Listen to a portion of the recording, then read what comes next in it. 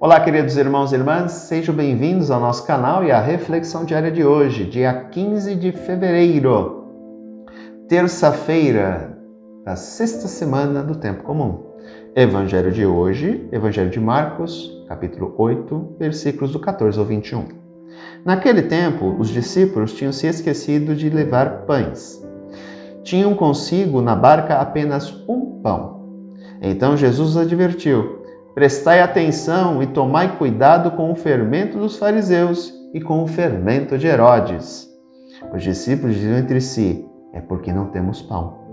Mas Jesus percebeu e perguntou-lhes: por que discutis sobre a falta de pão? Ainda não entendeis e não compreendeis? Vós tendes o coração endurecido? Tendo olhos não vedes e tendo ouvido não ouvis?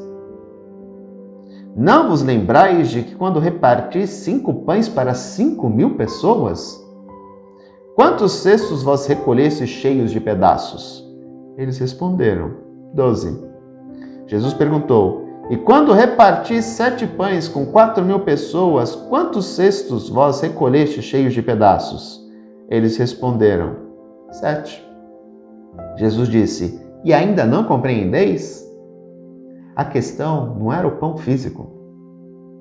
Jesus falava da hipocrisia dos fariseus. E é interessante observarmos que, pela tradição dos sinóticos, Jesus esteve presente com os discípulos por 3 anos. Se nós analisarmos o Evangelho de João, compreende-se O Evangelho de João é diferente dos outros. Lembremos que os sinóticos é a coleção dos 3 livros dos outros evangelhos: Marcos, Mateus e Lucas. Mateus e Lucas utilizam como espinha dorsal, como base, o Evangelho de Marcos, que por sua vez usou um proto-evangelho que se perdeu. Tanto Lucas quanto Mateus, que utilizaram o Evangelho de Marcos como base, têm trechos próprios, porque respondem a problemas locais.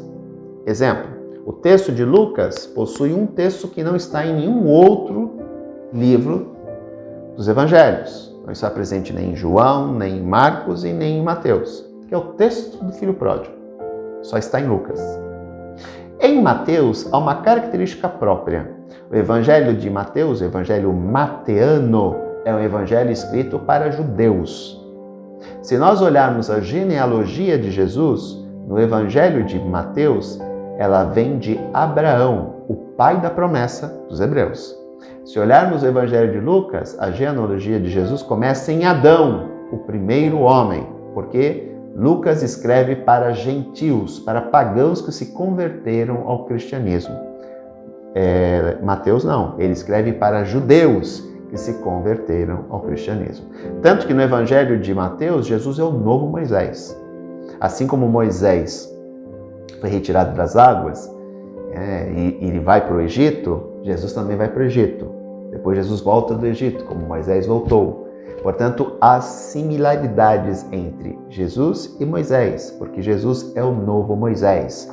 Lembremos que Moisés é aquele que trouxe a lei para a cultura hebraica. Jesus traz a nova lei. Portanto, há similaridades entre Moisés e Jesus no Evangelho de Mateus, porque é um evangelho escrito para judeus. Tanto que há uma passagem importante no Evangelho de Mateus que diz o seguinte: Jesus fala: eu não vim revogar a lei. Que lei? A Torá. Mas dar-lhe pleno cumprimento.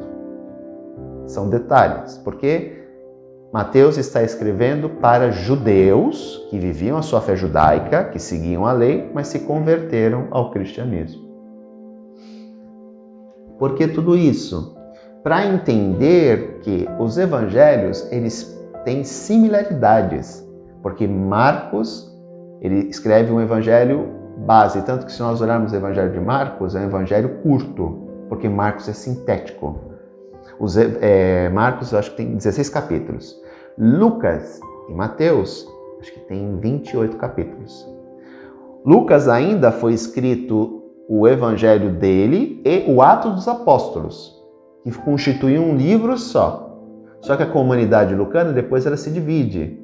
Então o que aconteceu? Uma parte da comunidade ficou com o Evangelho e a outra parte da comunidade ficou com o Atos dos Apóstolos. Mas se nós pegarmos o Evangelho de Lucas e o Atos dos Apóstolos, dá para fazer uma junção perfeita, porque é um livro único.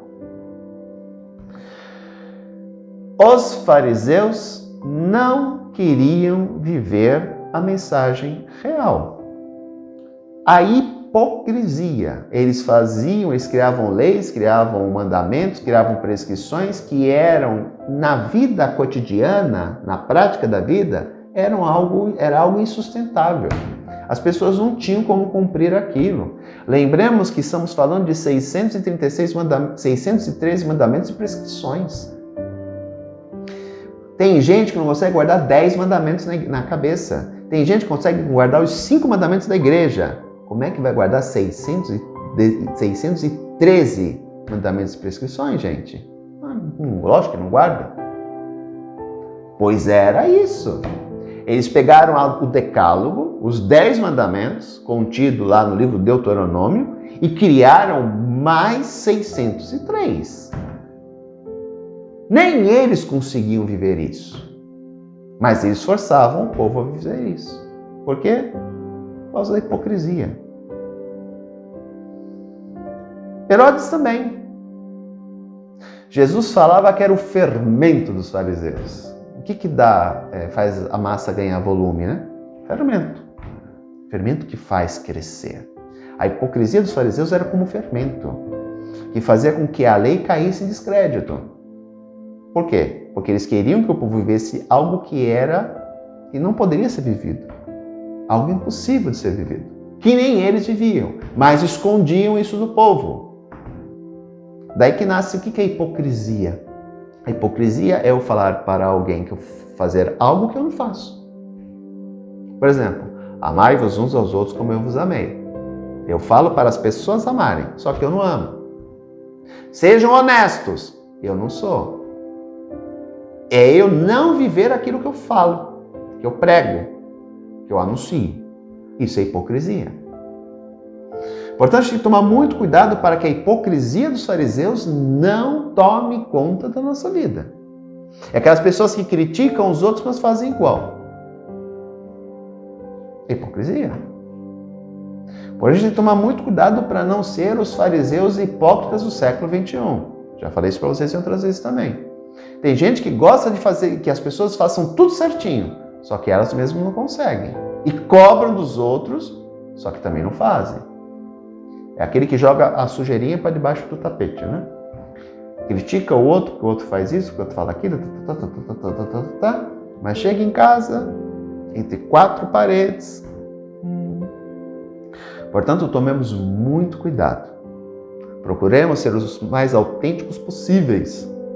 E não cobremos dos outros aquilo que nós não temos condições de fazer. Não permitamos que o fermento dos fariseus, a hipocrisia, invada o nosso coração. Fiquemos com a verdade do Evangelho que nos liberta. Um grande abraço, até amanhã se Deus quiser. Tchau.